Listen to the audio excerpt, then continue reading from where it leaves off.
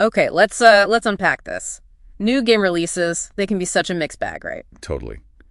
Exciting, but sometimes, yeah, a bit disappointing. So today we're doing a deep dive into FBC Firebreak. It's a brand new PvE shooter, first person. Right, PvE, so player versus environment. You're up against AI, not other people. Exactly. And it's from Remedy Entertainment, set in the Control universe, which is pretty cool. Very cool universe. And importantly for a lot of you, it's actually available right now on the PS Plus game catalog and also Xbox Game Pass. Which makes trying it out much easier. Now, what's fascinating here is Remedy, taking this kind of bold step in a different direction. Yeah, they're known for those deep single-player stories like Alan Wake, Control. Precisely. So our mission really is to look at a meaty review of Firebreak. This was played on a PS5. We want to explore, what makes it unique. What are the challenges? Exactly. And ultimately, who is this game actually for? That's quite a shift for them. Okay, so let's start with the good stuff. The reviewer found some things genuinely positive, right? What about the mission design? They called it fresh. Yeah, they did. Apparently, it moves beyond the usual kill X enemies or survive the wave stuff you see in a lot of PvE games. Okay. Instead, it focuses on object-based missions, which, sounds like it gives things a bit more purpose. And the controls. Super easy, apparently. Straightforward combat, too. Just guns and grenades, basically. No complex loadouts needed right away, which keeps the stress level down, sort of lets you jump right in. Interesting. It sounds like they really leaned into making it accessible for multiplayer. Was that the feeling? Absolutely. And it seems like a smart choice. They even cleverly reused some familiar stages from Control, but showed them from a different angle. Oh, neat. And did they ditch the complex story stuff? Cutscenes? Yeah, largely. Which, for this kind of game, makes sense. It streamlines the whole experience, keeps you in the action, no long waits. So how long did that initial playthrough take the reviewer? The review mentioned around 2.5 hours for that first run through. Okay, 2.5 hours. Not bad for an initial taste. But, there are always those rough edges, especially at launch. What felt unfriendly about it? Well, the big one seemed to be the lack of detailed tutorials in the game itself. Ah, so how does that play out? It means things like your kit affects, your abilities and gear aren't really explained clearly. Same for the different enemy types. So you're just figuring it out as you go. Trial and error. Pretty much.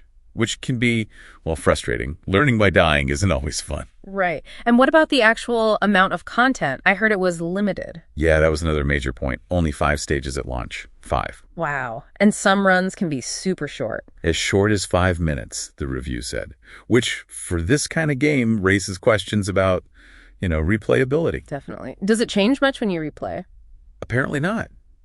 You're doing similar tasks, maybe just in slightly different spots. It sounds like it could get boring pretty quickly. That's a concern for a game relying on replay. Anything else frustrating? Yeah, the equipment unlock system. Cosmetics and actual weapon upgrades are all mixed together in the same pool. Oh no, so you might have to unlock a bunch of skins you don't want just to get to a weapon mod. Exactly that. Feels like unnecessary padding, Slows down meaningful progression. And you mentioned this was played on PS5. Any performance hiccups? There were, yeah. The reviewer noted some pretty noticeable FPS drops frames per second, like the game would stutter. Okay, especially when lots of enemies were on screen. That's when it seemed worse. It wasn't clear if it was a network thing or just the graphics struggling, but either way, it impacted the feel of the game. So, putting it all together, what's the bottom line here? For you, the listener, thinking about jumping in? Well, it's interesting. Despite all those criticisms, the reviewer actually said they genuinely enjoyed those first 2.5 hours. Really? Even with the issues? Yeah, but they caveated it. They don't usually play these multiplayer PvE shooters, so for them, the whole experience felt fresh and kind of thrilling initially. Ah, okay. So a newcomer might get more out of it at first. Potentially. Okay. But for players who are, regulars in this genre, the verdict was pretty clear. It lacks the content, the replayability, and just the overall polish compared to other established games. So probably not worth paying full price for right now. Definitely not the recommendation. But, and this is the key thing, it is on those subscription services, PlayStation Plus and Game Pass. Right. Makes it low risk to try. And the file size? Pretty modest, actually, around 13 gigabytes. So it's not a huge commitment to download and just see for yourself. Okay. But there's a warning attached, isn't there? A stark one, yeah. The reviewer felt that without major updates, pretty quickly, this game is likely to become a bit of a ghost town. player base could drop off fast. And the solo play wasn't great either. No, they didn't enjoy playing it alone. So if you are curious, the suggestion is basically play it now while people are actually online. That window might be the best chance. So there you have it, FBC. Firebreak. Some unique ideas mixed in with some pretty significant current shortcomings. Which leads to a final thought for you to mull over. Thinking about how these online-only games live and die, does that smaller investment, like just using your subscription, justify trying something like this, something potentially short-lived but then be fresh for a bit? Or should we always hold out, wait for a more complete polished package down the line? Something to consider, right? Especially in the age of Game Passes.